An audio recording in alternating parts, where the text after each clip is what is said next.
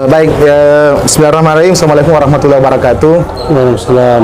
Saudara la ilaha illallah Muhammadur Rasulullah. Allahumma shalli ala Muhammad wa ali Muhammad. Saya ucapkan terima kasih, selamat datang Kakanda Ya, di Pak Bicara. Sehat, Kak? ya, alhamdulillah. Alhamdulillah ya. Ini sebenarnya kami ini di Patiro, kalau bicara penasaran sebenarnya sudah cukup lama juga penasaran dengan Kakanda ini. Saya panggil saja Kakanda Pak Haji gitu karena dulu kalau kita lewat di Makassar itu namanya Mega Reski, selalu itu. Tapi tidak pernah terbayang kalau ternyata Mega Reski ini itu yang punya adalah orang Jeneponto, putra Jeneponto gitu. Dan begitu ada informasi bahwa yang memimpin KKT adalah Pak Alimuddin, Pak Haji, itu baru ketahuan bahwa ternyata yang punya Pak Alimuddin. Nah, rasa penasaran itu sebenarnya sampai hari ini itu sebenarnya belum sepenuhnya terjawab gitu. Kira-kira begitu kan itu. Jadi oleh karenanya kami mengucapkan terima kasih bisa hadir di acara sebenarnya untuk agak lebih terbuka ini acara perdana karena Pak Bicara ini sudah hadir waktu pandemi gitu, mengisi ruang-ruang kosong waktu pandemi. Nah, sebenarnya bukan saya dan semua bisa sebenarnya ingin mendengar perkenalannya. Kalau misalnya kita sebut Pak Alimuddin, itu kira-kira kalau misalnya kita mau perkenalkan bahwa Pak Alimuddin orang Jeneponto di mana dan seterusnya gitu, kenapa muncul ke publik dengan ikon politik misalnya karena jadi anggota dewan, itu seperti apa tuh Kanda? Itu bisa menyapa dulu nih, teman-teman yang ada juga pemirsa di Bicara. Ya, assalamualaikum warahmatullahi wabarakatuh. Assalamualaikum. Jadi kalau terjun ke politik itu mungkin yang pertama adalah takdir. Iya. Ya. Tapi saya tidak pernah mengklaim diri bahwa saya seorang politisi sebenarnya. Oke. Jadi maksudnya saya selalu sampaikan bahwa sebenarnya saya disebut politisi hanya kebetulan karena saya menjadi pengurus partai dan menjadi anggota DPRD misalnya kalau terpilih. Iya. Ya itu saja. Tapi sikap intrik, karena menurut orang politik itu intrik, kalau saya seperti itu ya. Tidak seperti itu. Iya. Jadi saya tidak pernah memiliki pikiran-pikiran atau cara-cara pandang bahwa politik itu intrik. Kalau itu saya sebenarnya kan itu kelihatan ya. Misalnya gini, biasanya ini kalau umum yang namanya politik itu banyak bicara, kan gitu kan? Ya. Selalu mau tampil di media, itu di publik. Dua indikator ini sepertinya itu tidak kita temukan secara vulgar begitu di sosok Pak Alimuddin. Contoh misalnya kemarin waktu Arapang, pada pertemuan para tokoh waktu hari jadi, 4 pembicara yang harusnya mewakili KKT itu semua didorong oleh Ketua Umum Pak Alimuddin. Silakan. Nah, beliau betul-betul hampir tidak tampil di panggung. Itu menurut saya indikator bahwa seorang politisi yang penuh intrik itu betul tidak dimiliki. Tetapi kalau bicara seorang tokoh, sebenarnya 3 indikatornya dipenuhi kan. Pertama, beliau ketua KKT. Jadi KKT itu kumpulan para tokoh yang pimpin Alimuddin. Itu jelas dia mewakili indikator tokoh. Yang kedua, selaku tokoh praktisi pendidikan. Ya, hari ini kalau disebut tokoh biasanya kalau bukan pengusaha itu praktisi yang entah di bidang politik atau di bidang sosial entrepreneurial seperti kesehatan dan pendidikan. Dan yang ketiga biasanya ya tadi itu anggota dewan itu. Biasanya kalau sudah dirinya anggota dewan itu sudah memantaskan dirinya sebagai tokoh. Nah, 3 indikator ini itu sebenarnya masuk ke indikator sebagai tokoh gitu. Nah, pandangan sebagai tokoh, karena kita hari ini temanya tentang literasi dan kemajuan pendidikan anak-anak Turatea. Kalau bicara pendidikan, sebenarnya kalau bicara tentang tadi Mega Reski sudah pas.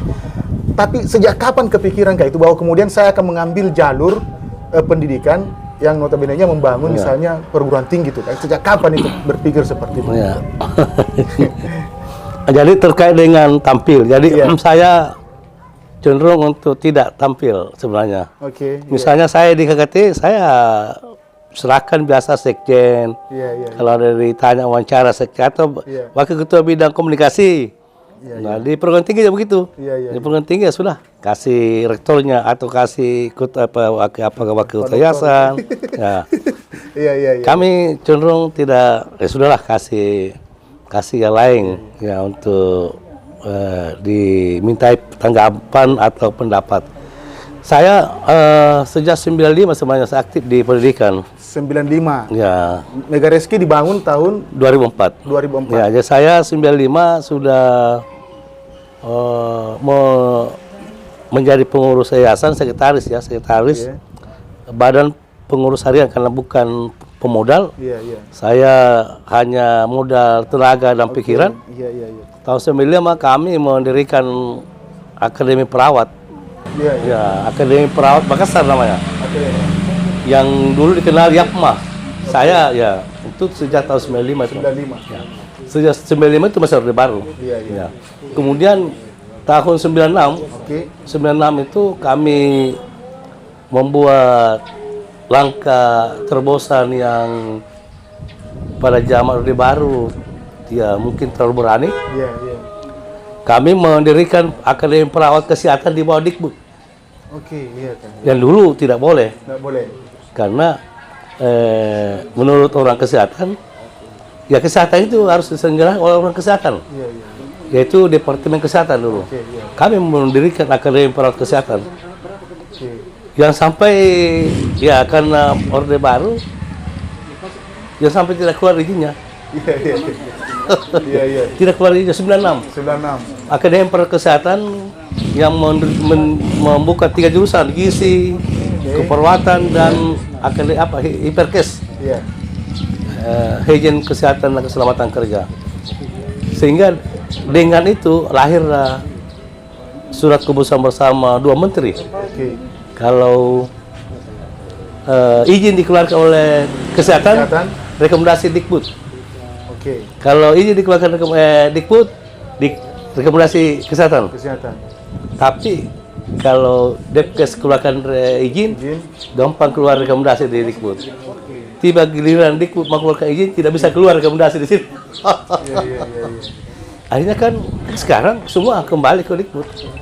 Jadi bukan juga urusan gampang ternyata kayak waktu itu ya. Bukan urusan gampang. Segampang apa namanya tuh seperti hari orang lihat, sekarang mega resmi luar biasa padahal perjalanannya juga tertati, penuh proses 96. Sebenarnya itu jadi Yapma itu. Jadi Iya. bayangkan jadi sudah mau selesai masa saja belum keluar izinnya. Belum keluar izin. Sampai kami di demo ada saya Sempat di demo juga kan? di demo pasang mahasiswa itu pasang innalillahi wa inna ilaihi raji'un telah berpulang ke rahmatullah. Wis. Namanya Acecep Lantara, nama saya, orang yang lewat. Wih, selesai nih. Apa ini? Habis Kecelakaan kayak ini. Kok bisa meninggal bersamaan? Maksudnya itu. Iya. Itu saya sejak 95 itu berarti sekitar kurang lebih 40 tahun lalu. 40 tahun. Ya, 30 tahun lah. 30 tahun lalu. Jadi itulah pengalaman awal ya, maksudnya. Kemudian yang kedua, kami langsung membangun kampus. Oke. Ya, menangani sendiri, membeli bahannya dan seterusnya.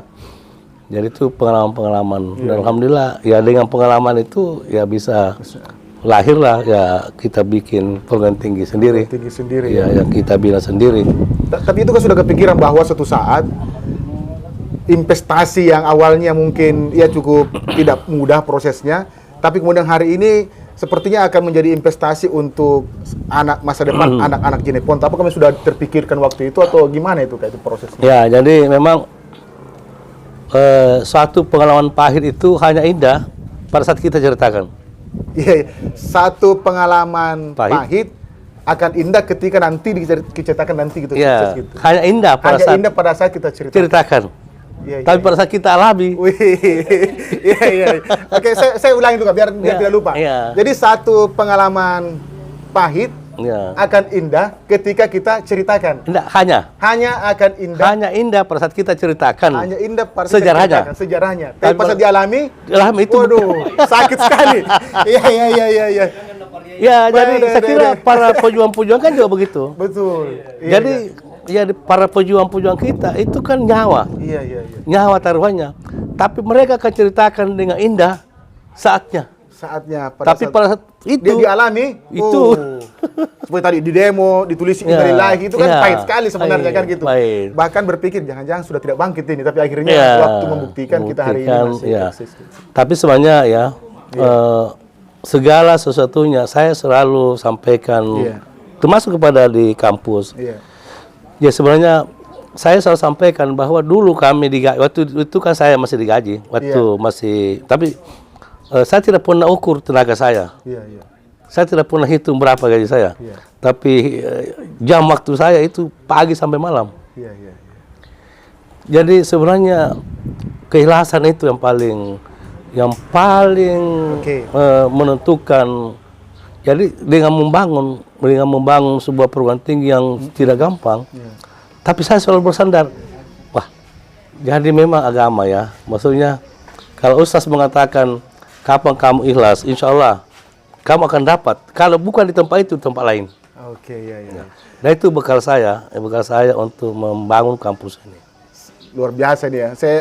Kita nih teman-teman sekalian, para pemirsa dan saudara di sini, Kalimudi kita kenal memang tidak banyak bicara. Tapi sekali bicara ternyata beliau juga punya pandangan yang sangat religius. Bahwa ternyata seluruh usahanya dilandaskan pada apa yang disebut dengan nilai keikhlasan. Dan justru nilai keikhlasan itu yang membawa sampai beliau hari ini hadir dan membawa kabar gembira untuk pendidikan anak Jeneponto. Nah, kalau misalnya sekarang ada pertanyaan kayak begini. Sekarang sudah ada universitas. Sekarang ini bukan ratusan, bahkan mungkin ribuan anak sekarang, apalagi sekarang baru-baru tamat misalnya anak-anak di SMA.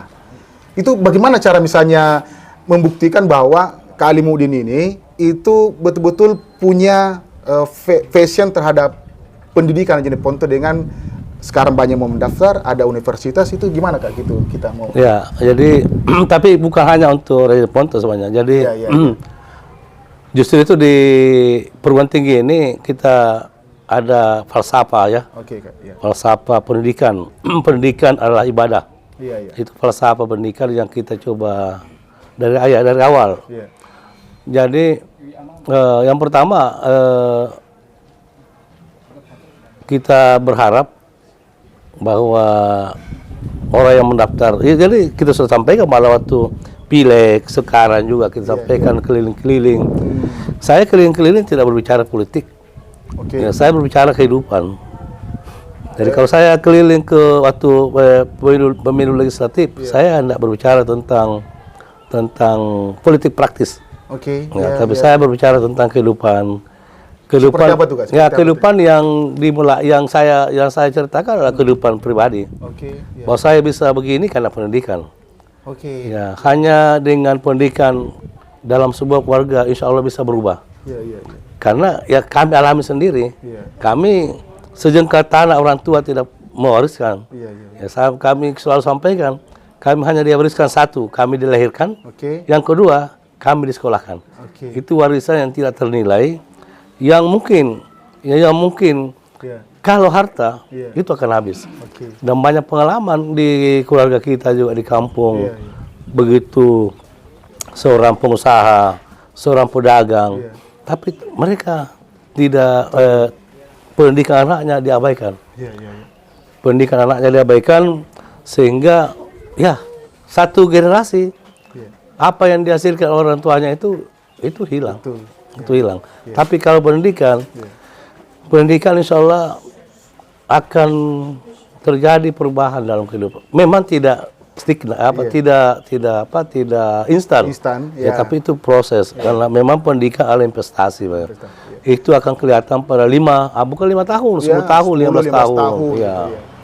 Oke, Kalimudin ini sekarang kalau misalnya kita lihat ini ada anak-anak kita ini itu dari Forum Anak Turatia. Jadi Forum Anak Turatia ini sebenarnya ada manifestasi dari Patiro sejak beberapa tahun lalu itu Kak. ini kalau kita ceritakan juga menurut saya menarik ini Kak. Ya biar bisa di-combine begitu. Jadi 2017 Patiro itu menginisiasi pembentukan namanya Forum Anak Turatea yang kelas 2 SMP, bahkan ada yang kelas 6 SD. Iya. Nggak disangka-sangka kemarin 2002 sudah ada yang wisuda dari Telkom Bandung, ada yang wisuda sarjana kimia, sarjana biologi. Nah, ini investasi kita sekarang ini Kak. Ini anak-anak kita ini yang sekarang ini ada ini, yang Forum Anak Turatea ini yang sekarang ada. Nah, saya mungkin suatu saat nanti Kalimudin ketemu dengan mereka itu nanti tiba-tiba saya mau kuliah juga, tapi misalnya keluarga saya tidak mampu. Ini kemungkinan begitu kan? Itu ada yang banyak begitu atau saya dengar-dengar ada beberapa atau bahkan tidak sedikit yang datang ke Kalimudin begitu. Ada, ya. Gimana itu Kak itu? Oh ya, jadi itu tadi bahwa yang pertama kalau mereka masuk, ya apalagi kalau dari Jaya Ponto kita sudah sampaikan, misalnya kita bebaskan biaya pembangunan, itu yang pertama. Kemudian yang kedua, saya kira anak kita ini yang telah menghabiskan waktu, tenaga, pikirannya bertahun-tahun, mereka tidak boleh berhenti karena biaya. Tidak boleh berhenti karena biaya. Tidak boleh. Kasihan. Jadi mereka sudah rugi waktu, rugi tenaga, rugi pikiran. Tapi pada akhirnya 2-3 tahun misalnya mereka akan terlambat. Nah itulah ya, selalu kita sampaikan kepada pengelolanya bahwa intervensi tidak boleh mereka berhenti karena urusan itu. Ya kan itu juga tidak banyak kan. Ya. Tapi saya terus terang kayak ini bukan karena Kakanda di sini. Bukan 1-2 orang, ada beberapa yang saya temui dan ketemu dengan saya dan mengungkapkan itu bahwa saya sebenarnya kalau bicara biaya sudah lama selesai kuliah. Cepat ya, bukan selesai karena selesai berhenti kuliah maksudnya. Tapi karena ketemu Pak Alimuddin, menurut beliau, saya akhirnya bisa selesai S1 dan sekarang bahkan sudah selesai S2. Ada beberapa yang mengungkapkan itu.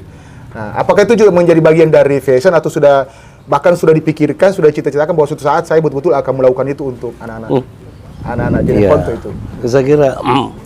Saya kira ya apa ya, apalagi Jaya Ponto. Tapi secara umum saya tidak berpikir hanya untuk Jaya Ponto. Siapapun dan mungkin tidak perlu kami sebutkan. Jadi saya selalu sampaikan bahwa bahwa kalau ada satu orang yang kasihan yang tidak bisa benar-benar berdaya karena persoalan, nah kan hidup ini mungkin pada saat mereka masuk kuliah orang tuanya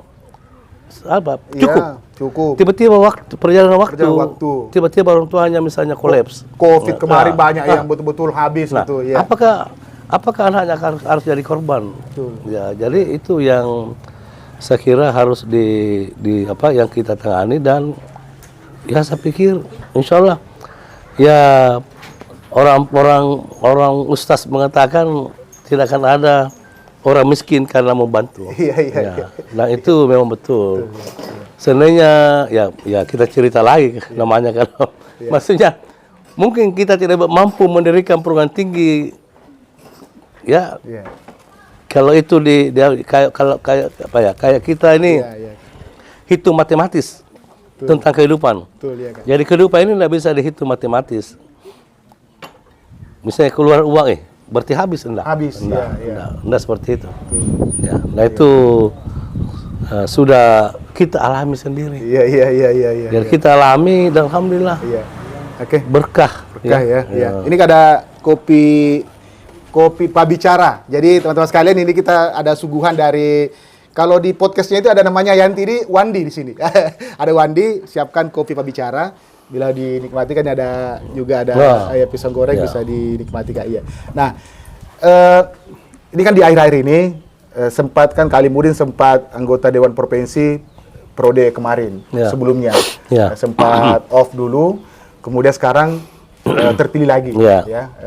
Bulan berapa dilantik? Bulan 9 insyaallah. Bulan 9 insyaallah bulan dilantik lagi.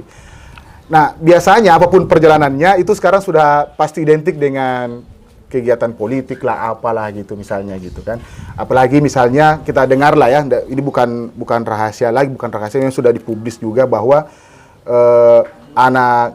Anakda gitu ya, Pak Alimuddin ini kan akhirnya didorong juga untuk menjadi salah satu kandidat nanti pilkada itu. apakah itu juga sudah terpikir berarti bagi bagian dari manifestasi pendidikan yang selama ini tadi itu bahwa kita hadir dengan pendidikan dan membuktikan bahwa ini generasi saya karena pendidikan akhirnya bisa tampil atau gimana itu kayak gitu. Ini konteks pendidikannya bukan konteks politiknya misalnya. Begitu. Ya jadi saya sejak 3-4 pemilu kadang yang lalu kami sering ditawarkan. Oke, iya. Tapi masih wakil. Tetap wakil. Tetap wakil ya, konteksnya wakil. Tapi saya tidak punya nyali untuk maju. Iya. Kayaknya menarik ini kalau bicara nyali ini kayak ini. Ya, saya tidak punya nyali untuk maju, dan yang kedua adalah sudah cukup banyak Raja Ponto yang berkeinginan untuk memimpin Jari Ponto. Oke, iya itu betul, iya. Ya, tapi ya perjalanan waktu ya ada tawaran, coba. Mungkin Jari Ponto ini kami melihat Bantaeng itu cukup maju karena pernah dipimpin oleh lulusan Jepang. Oke, iya. Ya mungkin Jari Ponto ini perlu dicoba. Oke. Lulusan luar negeri yang walaupun wakil, tapi minimal punya jaringan dan wawasan global. Oke. Ya, karena memang Jari Ponto ini kalau ditangani secara konvensional, maka sudah takdirnya memang kondisi alam seperti itu. Iya. Tapi apakah dengan takdir itu kita akan terima? Jadi harus ada rekayasa ya. Harus ada rekayasa. Harus ada rekayasa teknologi. Sehingga gitu. hal-hal yang secara alami tidak mungkin bisa menjadi mungkin. Karena kalau secara alami diharap mungkin 20-30 tahun, dan memang mungkin selamanya akan seperti itu kita IPM terendah dan seterusnya. Dan itu sudah menjadi rahasia umum. Ya menurut Pak PJ Bupati, PAD kita 20 miliar lebih. Untuk satu kabupaten yang luas, yang punya penduduk 300.000 lebih. Kan enggak. Apakah maksud Pak Kakanda ini bahwa kepemimpinan sebelumnya itu kenapa bisa disebut komposer? Karena memang tidak bertumpu pada membangun sumber daya manusia atau tidak bertumpu pada pengembangan pendidikan anak-anak Jari Ponto gitu. Maksudnya begitu kak gitu. Gimana itu? Ya mungkin kemauan ada tapi apa daya tangan tak sampai. Oke. Iya. Maksudnya punya kemauan tapi melihat PAD Jari Ponto, kita mau bikin apa nih? Ya sudah, pasrah dengan keadaan. Padahal kan harusnya tidak. Jadi mudah-mudahan ke depan ya pemimpin yang terpilih tidak pasrah dengan keadaan. Kalau misalnya pada 20 miliar mau jadi apa ini? Akhirnya ya sudah dijalani secara alamiah. Sudahlah. Setiap tahun ditetapkan APBD ya sudah. Kira-kira apa ya investasi seperti apa ini kak di bidang pendidikan ini kalau misalnya nanti pemerintahan yang harusnya pemerintahan yang pro, yang support terhadap pendidikan ini, itu seperti apa itu kak modelnya itu untuk yang mensupport pendidikan itu untuk anak-anak? Ya, pemimpin harus memiliki database tentang pertama database wajib belajar. Anak-anak yang usia wajib belajarnya. Gitu. Dalam keluarga harus punya sarjana minimal. Jadi satu keluarga minimal ada satu sarjana. Harus ada sarjana. Itu pemerintah harus support gitu harus maksudnya support, gitu ya. Maksudnya sebenarnya kalau kembali kepada rezeki. Jangan kehidupan ini apalagi mau membantu pemerintah membantu masyarakatnya. Jangan matematis. Kalau kita bantu ini, habis nanti pilih kan matematis. Padahal mungkin dengan bantuan banyak rakyat yang dibantu akan berkah. Kasih beasiswa. Jaringan pendidikan luar negeri. Kemudian yang kedua mengajak swasta untuk memberi beasiswa kepada anak-anak yang mampu, anak-anak yang memiliki kemampuan otak tapi tidak mampu ekonomi.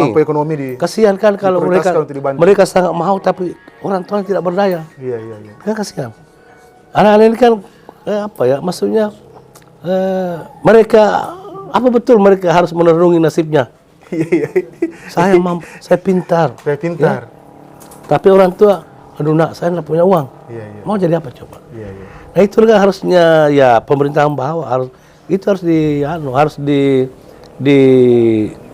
harus disentuh, harus dikenali. Jangan kasihan masyarakat kita benar-benar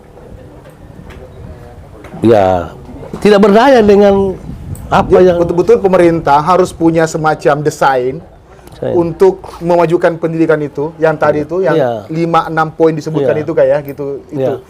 Nah, ya ini kan itu sesuatu yang kita inginkan gitu, misalnya, yang kita inginkan terjadi misalnya. Tetapi ya tentu kalau misalnya tadi berpikir bahwa nanti kalau pemerintahan berikutnya, tapi kalau skema hari ini yang itu tidak, anak-anak tidak menunggu itu terjadi karena anak-anak sudah lulus SMA, Iya. ada di sana sudah banyak orang tua yang sudah tidak punya kemampuan untuk menyekolahkan. Iya. Itu faktanya hari ini. Ya, betul. Nah, itu seperti apa itu Kak? Dalam waktu yang singkat atau jangka pendeknya seperti apa ini untuk strategi penanganannya gitu? Gitu Kak, gitu. Ya, jadi itulah kan ada dinas pendidikan, kan dinas pendidikan punya database. Iya, iya. Berapa orang yang tamat, Oke. berapa yang lanjut. Berapa yang lanjut. Kan harus itu kan akan melahirkan angka partisipasi pendidikan kan? Iya, iya, iya. Angka partisipasi pendidikan dalam masyarakat. Oke.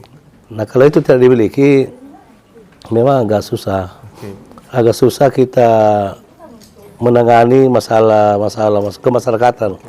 Karena ya memang masyarakat ini kan harus ditangani secara komprehensif. Oke. Ya, tidak bisa secara parsial. Oke. Karena kalau parsial itu akan menghasilkan dampak pembangunan jangka panjang yang tidak juga komprehensif. Iya, iya, iya. Jadi saya kira itu yang Oke. dan saya kira tidak ada satu anak yang tamat SMA yang tidak mau melanjutkan pendidikannya ke jenjang lebih tinggi. Pasti semua mau. Kalau sekarang Kak, jumlah mahasiswa di Megareski ini berapa? Sekitar 7.000. 7.000. Iya. Ya.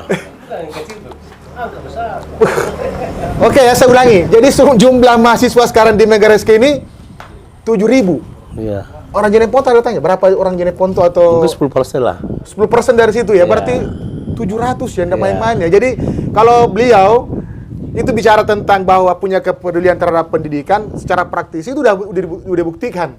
Dari 7.000 mahasiswa Megareski hari ini itu kalau 10%-nya saja orang Jeneponto berarti sudah 700.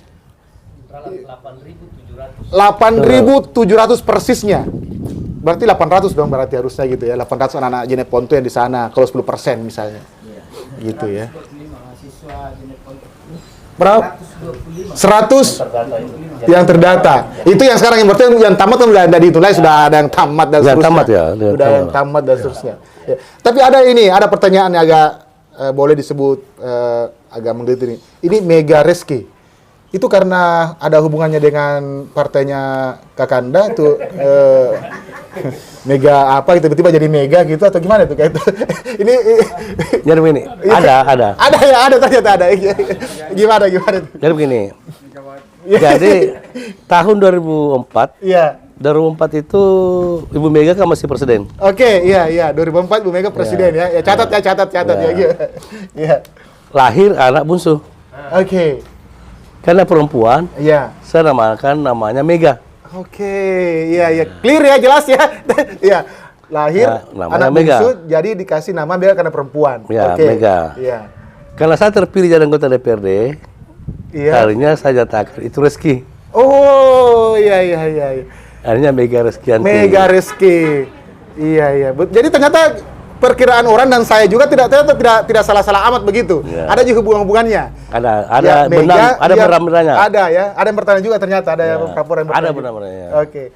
Jadi Mega yang membawa rezeki. Jadi sebenarnya bukan Mega sudah rezeki sendiri. Iya. Nah, tapi supaya lebih nyambung maka disebutlah Mega Reski. Ya, Mega Reskianti. Mega Reski Anti. Ya. Dan sekarang ternyata sudah 8.000. Aduh, luar biasa ini memang rezekinya ini, bahkan sudah 8.000. Ya. Oke. Iya, ini Kak ini silakan dinikmati ala kadarnya suguhan dari Pak Bicara ya. Ya silakan Kak Muni, silakan Ya, ini ada ya. kopi. Silakan Kak. Ya, silakan. Ini ada ya. Aduh. Ya silakan jangan. Jadi bukan langsung diambil dari Ibu Mega. Bukan langsung dari Mega ya, bukan langsung dari Mega, tapi tetap ada nyerempet ke sana. Ya. Oke, iya. Oke, silakan dinikmati apa ini? Pisang goreng ya. Iya. Oke.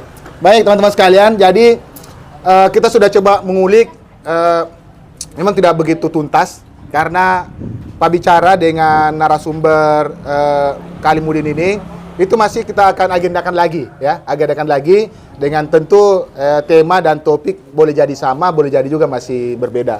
Kita tahu persis agenda beliau di Jeneponto ini itu, waduh, sekali ke Jeneponto udah padat merayap lah gitu, ada dari mulai Taruang sampai Bangka lah begitu di sana. Ya.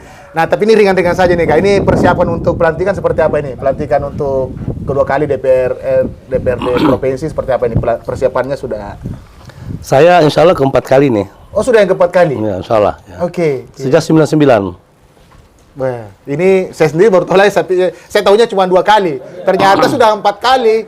Sudah keempat kali. Dari saya 99 itu PKP. PKP. Partai Keadilan dan Persatuan. Oke, ya. Jadi itu 0 rupiah saya. 0 rupiah. Ya, catat ini ya, nanti mau cari lagi, ternyata pernah 0 rupiah beliau. 0 rupiah. Iya. 0 rupiah saya keluarkan. Ya. Malah pulang saya dapat uang saku. Iya. Pulang-pulang dapat uang saku. Iya. Oke. Ya, 0 Periode rupiah. kedua Ya, periode kedua ya takdir lagi 2004. itu 2004. ya? PD Perjuangan, sudah PD Oh, Perjuangan. sudah PD Perjuangan. Ya, 2004. 2004. Iya. Berarti sudah 2 periode. Sudah ada periode. Iya. 2009 tidak. 2009 tidak? 2009 sampai 14 tidak. Tidak. 14 masuk. 14 masuk sampai 19. Sampai 19. 19. Tidak. Sampai Oke. 2024. Oke, iya. Misalnya 2024 masuk. Iya. Ya. Kalau misalnya bicara hubungannya antara posisi sebagai anggota legislatif, anggota dewan dengan praktisi sebagai tokoh pendidikan, itu ada korelasi atau gimana itu? Ada. Ada. Ya. Jadi 99 2004 terpilih, 2004 29 tidak. Terpilih. Iya. 2009 2014 tidak terpilih. Iya. Saat kami tidak terpilih, saya mendirikan satu perguruan tinggi. Oke. Iya. Yaitu Sekolah Tinggi Keguruan. Iya. Sekolah Tinggi Keguruan dan Itu Ilmu pada Pendidikan. saat jadi tidak anggota terpilih. dewan. Oh, tidak terpilih. Pasti tidak terpilih. Jadi pada saat tidak terpilih malah berpikir mendirikan Ya. lembaga pendidikan Ya. gitu. Dan itu malah sukses gitu Ya, sukses. ya, saya Seandainya berikan- mau gunakan privilege-nya kan, saya anggota dewan, saya pada Ya. saat anggota dewan Ya. saya malah Ya. tidak berpikir gitu, malah Nah. pada waktu tidak terpilih gitu ya. Jadi tidak terpilih, saya mendirikan Sekolah Tinggi Iya. Keguruan dan Ilmu Pendidikan. Iya. Dan satu Sekolah Tinggi Kesehatan. Iya, Itu 2004. 2004. 2013 saat saya tidak terpilih, Tidak saya terpilih, mendirikan, iya. berdiri Sekolah Tinggi Keguruan. Iya. 2014-19 terpilih, Iya. saya tidak mendirikan. Oke. 2019-2024 tidak terpilih, saya mendirikan Politeknik. Iya. Unik ya. Jadi malah pada saat tidak ada katakanlah kekuasaan, privilege itu malah mendirikan Saya dan mendirikan. sukses gitu. Ya. Nah, ini kan kita belum pernah dengar apakah di Jeneponto ada beberapa perguruan tinggi. Ya. Tapi tidak berpikir untuk mendirikan di Jeneponto juga, Kak? Semacam karena kesehatan belum ada nih. Gimana itu, Kak? Ya. Jadi banyak yang menawarkan daerah. Iya. Cuma itu tadi Iya. tanggung jawab menyelenggarakan pendidikan yang berkualitas itu harus dijaga. Iya. Yang di depan mata saja, misalnya di Makassar saja, Iya. itu kan luar biasa berat. Oke. Apalagi misalnya kita Mau mau ke daerah. menyelenggarakan di daerah. Oke. Yang pertama standar sarana pasti agak tidak memadai, misalnya kemampuan kita. Oke. Yang kedua misalnya praktek, karena ini kan banyak sekolah kesehatan. Iya. Ya, Banyak sekali. Ya banyak. Jadi kesian pasti mereka akan praktek di tempat Makassar, di mana. Hanya kan biayanya malah lebih mahal. Kemudian kemampuan kita untuk mengelola itu yang kami terus terang kalau hanya menyelenggarakan apa adanya, Oke, ya iya, mungkin. iya. Dan itu banyak yang lalu itu saat muda, Iya. banyak mendirikan di kabupaten-kabupaten. Oke. Iya, betul. Tapi kan di Jeneponto pernah juga itu hari. ya, lama-lama kan Malah hilang. hilang. Gitu. Ya. Jadi kita dari sekolah tinggi menjadi universitas, itulah yang alhamdulillah ya kita terus mengembangkan sehingga kan setiap jurusan itu ada titik jenuh. Oke. Iya. Ya, tentu kita terus update, Iya.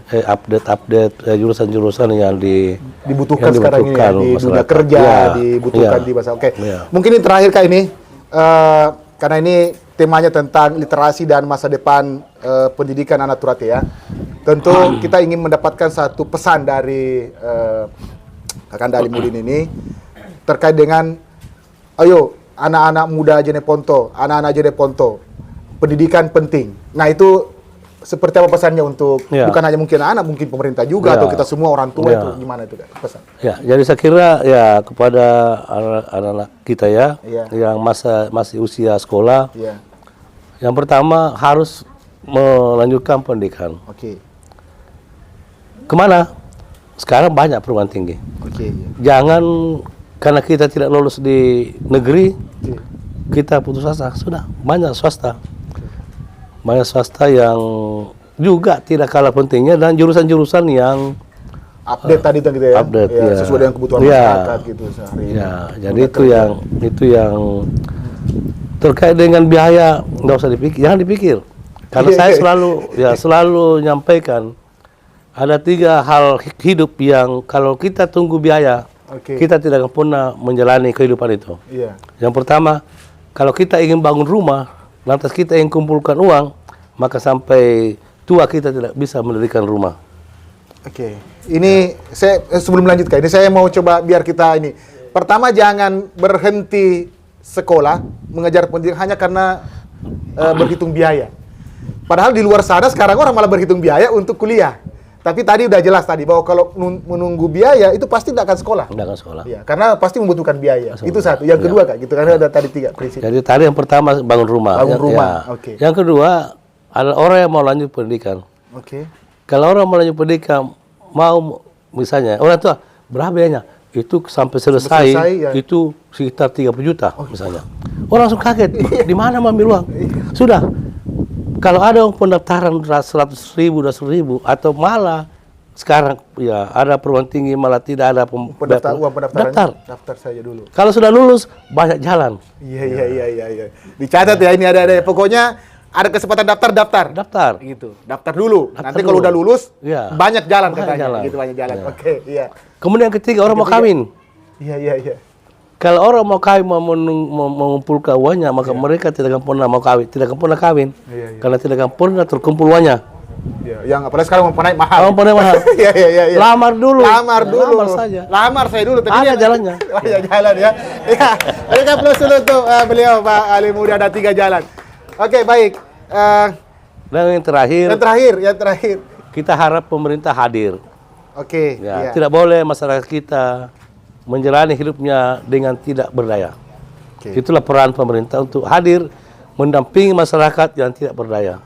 Bukan hanya persoalan sehari-hari, tapi juga persoalan masa depannya, masa depan anak-anaknya.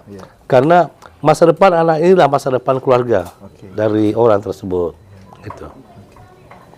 Ya, saya kira luar biasa kita 60 menit.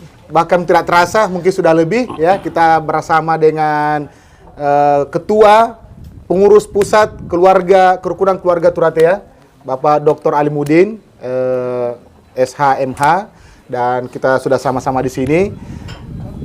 Saya kira cukup dulu untuk pertemuan kita pada kesempatan ini, dan tentu kami dari tim Pegiat Pak Bicara mengucapkan banyak terima kasih dan seluruh kru yang teman-teman tim yang sudah menyertai. Ya, hari ini kita ucapkan terima kasih. Mudah-mudahan apa yang tadi kita bicarakan, menghadirkan pemerintah, kemudian mengajak anak-anak untuk terus bersekolah, karena tadi prinsipnya sederhana. Untuk kemajuan daerah, tidak ada cara lain adalah dorong terus anak-anak kita untuk bersekolah menuntut ilmu. Begitu. Karena hanya itu warisan yang bisa kita berikan dalam rangka memajukan daerah yang tercinta kita ini, Turatea, Kabupaten Jeneponto. Saya kira demikian. Saya ucapkan terima kasih sekali atas kesempatannya. Saya tahu sibuk, banyak agenda luar biasa, dan tentu kami sangat luar biasa bisa hadir di sini bersama dengan Pak Bicara di Patiro Bicara. Demikian, mohon maaf lahir dan batin. Assalamualaikum warahmatullahi wabarakatuh. Iya. Silakan dinikmati. Iya. Nanti mungkin sebentar ada termasuk